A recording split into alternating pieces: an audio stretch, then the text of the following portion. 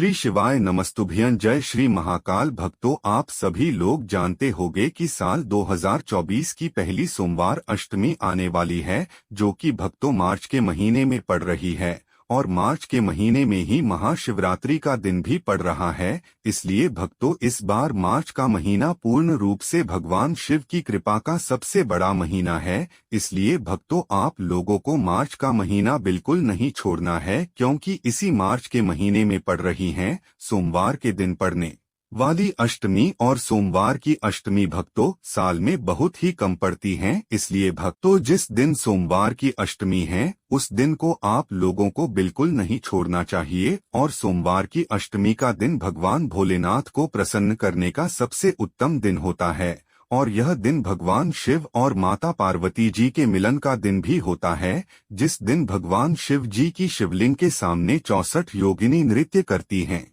और भक्तों, आज की इस वीडियो में हम आपको सोमवार अष्टमी के कुछ विशेष उपाय बताने वाले हैं, जो कि गुरु जी पंडित प्रदीप मिश्रा जी ने अपने शिव महापुराण में बताया है। सोमवार की अष्टमी के दिन आप कुछ ऐसे उपाय कर सकते हैं, जिन उपायों को करने के बाद आपके जीवन में निश्चित ही जो भी दुख और समस्याएं आ रही होंगी वह आपके जीवन से दूर हो जाएंगी। जब भी आप उपाय करेंगे तो मन में विश्वास और श्रद्धा रखकर करिएगा, आपको उपाय का फल जरूर मिलेगा। हम आपको एक एक करके सारे उपाय बताते हैं और यह भी बताएंगे कि किस उपाय को करने से क्या होगा। तो बात करते हैं पहले उपाय के बारे में। सबसे पहले हम आपको सोमवार की अष्टमी का सबसे बड़ा उपाय बताएं कि जिसे आप अपनी सभी दुख और समस्याओं के लिए कर सकते हैं। जैसे कि आपके घर में बहुत कष्ट और परेशानी है, धन की समस्या है या रोग और बीमारी है, उस सभी तरीके की दिक्कत समस्याओं के लिए आप इस उपाय को कर सकते हैं। इस उपाय को करने के आपको जरूरत पड़ेगी 31 चावल के दाने की। इसके बाद आपको 31 बेलपत्र लेनी है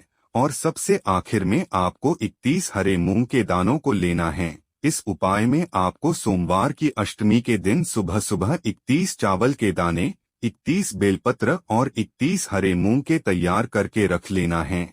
यह सारी सामग्री आपको आपके घर में आसानी से मिल जाएगी। इस उपाय को करने के लिए प्रातःकाल सुबह का समय उत्तम है, और अगर किसी कारणवश आप इस उपाय को सुबह नहीं कर पाते हैं तो फिर आप इस उपाय को शाम के समय प्रदोष काल में भी कर सकते हैं। इस उपाय को करने के लिए आपको सुबह सुबह अपने साथ एक थाली में 31 चावल के दाने और 31 बेलपत्र और 31 हरे मूंग के दाने को आपको रख लेना है। इसके साथ ही में आप अपने साथ में भगवान शिव की पूजा अर्चना करने के लिए अलग से जो सामग्री लेकर जाना चाहे वह लेकर जा सकते हैं। जैसे कि 1 लोटा जल, बेलपत्र, फूल जैसी सामग्री आप लेकर जा सकते हैं। पहले आपको उपाय करना है, उसके बाद आप अपना 1 लोटा जल चढ़ा सकते हैं।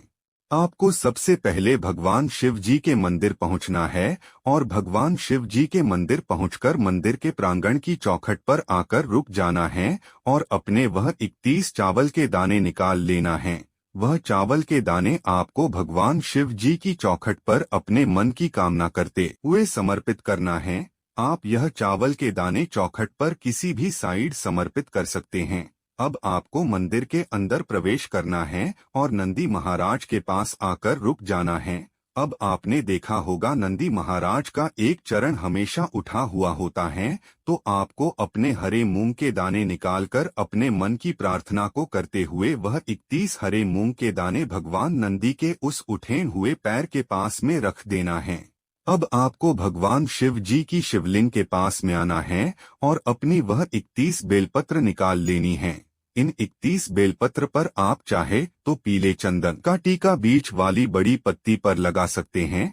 उसके बाद में आपको इन 31 बेलपत्र को एक साथ जमाकर भगवान शिव जी की शिवलिंग पर, जहां माता अशोक सुंदरी का स्थान होता है, वहां पर समर्पित करना है। माता अशोक सुंदरी जी का स्थान शिवलिंग की जो जलाधारी होती हैं, उसके बिल्कुल बीचों बीच का जो स्थान होता है वह माता अशोक सुंदरी जी का स्थान होता है। आप वीडियो में देख सकते हैं। और यह 31 बेलपत्री को चढ़ाते समय भी आप अपने मन की प्रार्थना भगवान शिव से बोल सकते हैं। यहाँ पर यह उपाय पूरा हो जाता है। जब आप इस उपाय को किसी भी सोमवार की अष्टमी के दिन करेंगे तो अगले सोमवार की अष्टमी आने से पहले या आने तक आपकी वह मनोकामना पूर्ण हो जाएगी जिस मनोकामना के लिए आप यह उपाय को सोमवार की अष्टमी के दिन किया था। इस उपाय में आपको कोशिश करना है कि आप इस उपाय को प्रातःकाल सुबह सुबह कर ले। इस उपाय में जो आप चावल के दाने लेंगे वह टूटे हुए नहीं होने चाहिए। इस उपाय में हरी मूंग के दाने आपको पूरे पूरे लेने हैं। पहले आपको उपाय करना है, उसके बाद आप भगवान शिव जी की अलग से पूजन कर सकते हैं। यह उपाय आप अपने किसी एक मनोकामना के लिए कर सकते हैं। अब बात करते हैं दूसरे उपाय के बारे में। जब आपको सरकारी नौकरी या अपने मनपसंद की नौकरी की आवश्यकता हो, आप लंबे समय से किसी नौकरी के लिए प्रयास कर रहे हैं, आप एग्जाम देकर थक चुके हैं, इंटरव्यू देकर थक चुके हैं, जब भी आपकी नौकरी नहीं लग रही है तो उस स्थान पर आपको सोमवार की अष्टमी का यह उपाय करना चाहिए। इस उपाय में आपको 7 बेलपत्री की आवश्यकता होगी और केसर से बने हुए चंदन की आवश्यकता होगी। उसके बाद में आपको एक छोटा सा लाल कपड़ा भी अपने साथ लेना है। इस उपाय को आपको प्रातःकाल सुबह सुबह करना है। इस उपाय को करने के लिए आपको सोमवार की अष्टमी के दिन प्रातः का सुबह सुबह 7 बेलपत्र और चंदन लेकर भगवान शिव जी के मंदिर पहुंचना है। मंदिर पहुंचने के बाद भगवान शिव जी के दर्शन करने के बाद आपको भगवान शिव जी की शिवलिंग के पास में आकर बैठ जाना है। अब आप लोग केसर का चंदन बना लीजिए और अपनी बेलपत्र निकाल लीजिए।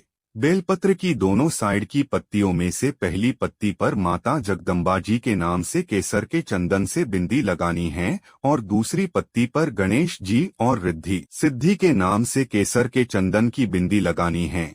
इसके बाद में 7 बेलपत्र की बीच वाली जो बड़ी पत्ती होगी उसके ऊपर इसी केसर के चंदन से आपको ओम लिखना है। अब आप यह 7 बेलपत्र एक साथ जमाकर भगवान शिव जी की शिवलिंग के ऊपर समर्पित कर दीजिए। कुछ समय तक इन बेलपत्र को भगवान शिव जी पर समर्पित रहने दीजिए और तब तक आप भगवान शिव जी के श्री शिवाय नमस्तुभ्यम मंत्र का जाप कीजिए। जैसे ही 5 से 10 मिनट का समय बीत जाए उसके बाद आप अपने साथ जो एक लाल कपड़े का टुकड़ा लेकर आए हैं वह लाल कपड़े के टुकड़े में आपको इन 7 बेलपत्र को भगवान शिव जी की शिवलिंग से उठाकर अपने उस लाल कपड़े में रख लेना है और इस लाल कपड़े में इन बेलपत्र को रखकर अपने घर पर भगवान भोलेनाथ से आशीर्वाद लेकर आ जाना है। अब इस लाल कपड़े को आप अपने घर पर भगवान भोलेनाथ का आशीर्वाद समझकर रख सकते हैं, या अगर आपका कोई व्यापार बिजनेस या दुकान नहीं चल रही है तो उस स्थान पर जाकर भी अगर आप इस कपड़े को रखेंगे तो आपका दुकानदारी व्यापार बिजनेस चलने लगेगा। यहाँ पर यह उपाय पूरा हो जाता है। आप जब इस उपाय को सोमवार की अष्टमी के दिन करेंगे उसके बाद में 3 महीनों के अंदर या अगले सोमवार की अष्टमी आने तक आपकी सरकारी नौकरी, आपकी मनचाही नौकरी जरूर लग जाएगी। जब आप इस उपाय को करने के लिए बेलपत्र लाएंगे तो वह बेलपत्र अच्छी होनी चाहिए, कहीं से फटी नहीं होनी चाहिए और इस उपाय में आपको केसर से बना हुआ चंदन ही उपयोग में लेना है। इस उपाय को प्रातःकाल सुबह सुबह करना है। इस उपाय को वह व्यक्ति करें जिसकी नौकरी नहीं लग रही हो या जिसका व्यापार बिजनेस दुकानदारी सही नहीं चल रही है। अपने साथ में लाल कपड़ा 7 बेलपत्र को रखने के लिए जरूर लेकर जाना है। अब बात करते हैं तीसरे उपाय के बारे में और यह उपाय शादी और विवाह के लिए है, जिसमें हम आपको सोमवार की अष्टमी के दिन किए जाने वाले शादी विवाह के 2 उपाय बताएंगे। जिस लड़का लड़की की घर में शादी नहीं हो रही हो, बहुत सारी अड़चने आ रही हो, उस स्थान पर आपको सोमवार की अष्टमी के दिन यह उपाय करना चाहिए। इस उपाय में आपको मात्र हल्दी की आवश्यकता होगी। इस उपाय को उस लड़का या लड़की को करना है जिसका विवाह नहीं हो रहा है, उसको अपने हाथों से इस उपाय को करना होगा।